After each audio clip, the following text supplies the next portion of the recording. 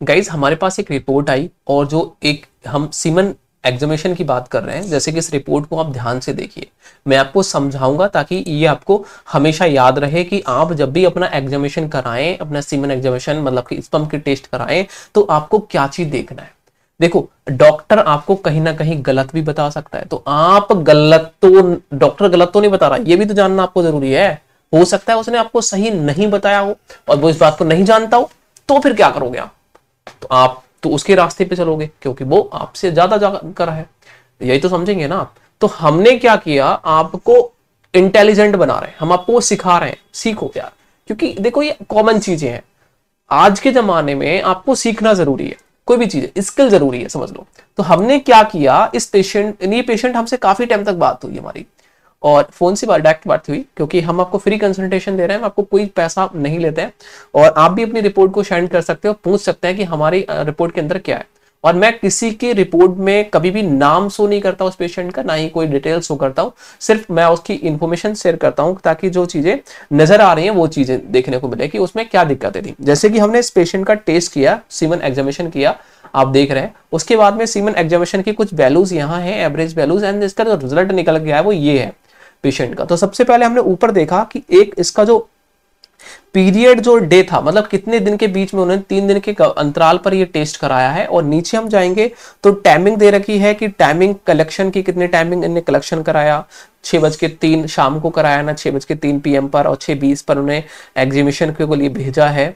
आप देख सकते हो 6:30 पर, 6:20 पर, मतलब कि लगभग 17 मिनट बाद उन्होंने एग्जीबिशन किया है। और उसके बाद में उन्होंने फिजिकल एग्जीबिशन जब किया, उन्होंने जब फिजिकल एग्जीबिशन किया तो ये देखा कि उनके जो स्पर्म था वो 3 ml था। होना कितना चाहिए नॉर्मल, 2 से 5 ml के बीच में एक बार में निकलता है, यदि वो स्वस्थ पुरुष है, स्वस्थ मेल है, मतलब कह सकते हो एक स्वस्थ पुरुष है, ठीक है, वो स्वस्थ कह सकते हो, एकदम परफेक्ट, और एकदम कह सकते हो एकदम बॉडी उसकी एकदम फिट है, फिट पर्सन है, ठीक है। तो उसमें जो स्पर्म क्वालिटी निकलेगी, उसकी वैल्यू जो निकलेगी, क्वांटिटी निकलेगी, तो वो निकलेगी 3 ml, मतलब कि 2 से ऊपर निकलनी चाहिए, 2 से 5 के बीच में निकलनी चाहिए, ठीक है। उसकी वैल्यूज होती है ml में। कितनी निकली इनकी, इनकी जो वैल्यू निकली है वो 3 ml निकली है, तो बहुत अच्छा है।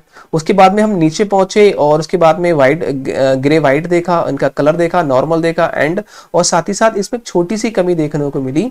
देखिए इसमें रिपोर्ट के आधार पर ठीक है, क्योंकि यहाँ 15 से कितना है भाई, 15 से 20 मिनट में उनका जो मैंने कहा था, जो स्पर्म का जो लिक्विड, मतलब लिक्विड फॉर्म बनने की जो टाइमिंग होता है, ठीक है, लिक्विड फैक्शन कह सकते हो, जिसे हम लिक्विड फिगेशन बोल सकते हो, जो बनने की जो टाइमिंग होता है वो 15 मिनट होता है। 15 मिनट से मतलब आधा घंटा होना चाहिए, लेकिन इसमें इन्होंने नॉर्मल 15 मिनट माना है, तो उनका नॉर्मल है, लेकिन इसका आधा घंटा होना चाहिए एक अच्छा पर्सन जो होता है। उसके बाद में हम नीचे हम जाते हैं तो इनके स्पर्म काउंट देखते हैं। तो आपने स्पर्म काउंट देखा तो यह है 84 मिलियन, मतलब 1 ml के अंदर 84 मिलियन है भाई साहब इस बंदे के।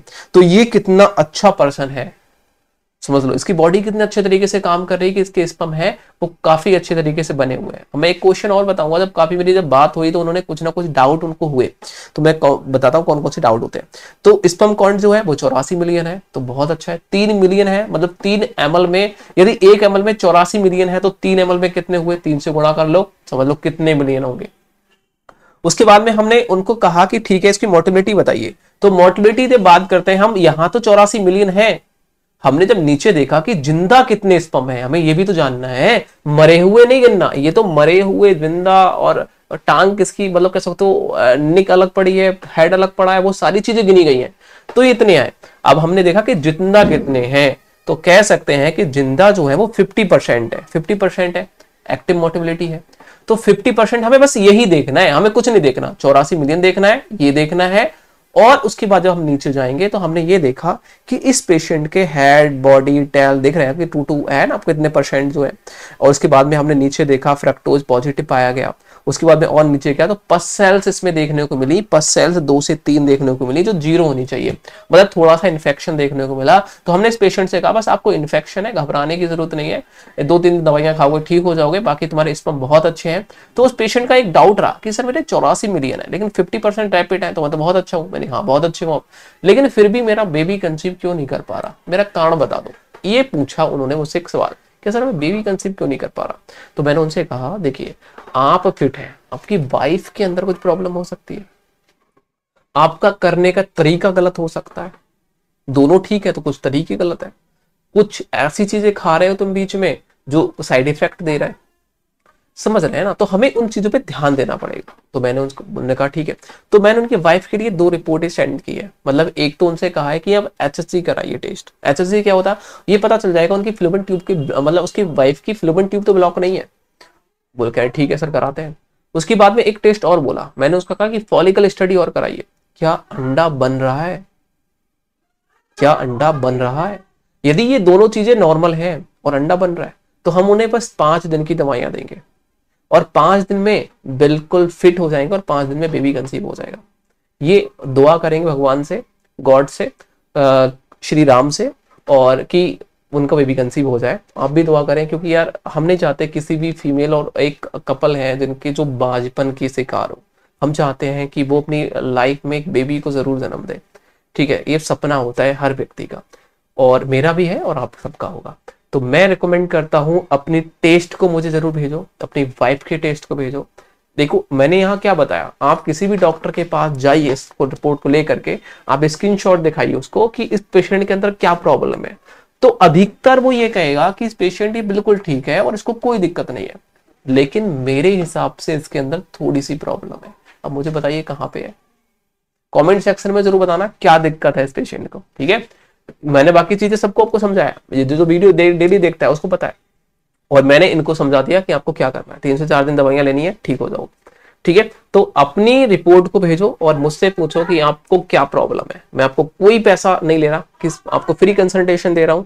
तो चैनल को आप सब्सक्राइब करें, देन बेल आइकन को प्रेस करें। कोई डाउट है तो कमेंट सेक्शन में जरूर पूछें, और यदि कोई इसको वाइफ देख रहा है, किसी की बीवी देख रही है इस वीडियो को, तो अपने हस्बैंड की रिपोर्ट सेंड कर दो ऊपर दिए गए नंबर पे, एंड अपनी टेस्ट सेंड कर दो, और मैं आपको बताऊंगा कि आपको क्या करना है, कि IUI करनी है, IVF करना है, या कुछ और टेक्नोलॉजी के अंदर जाना है।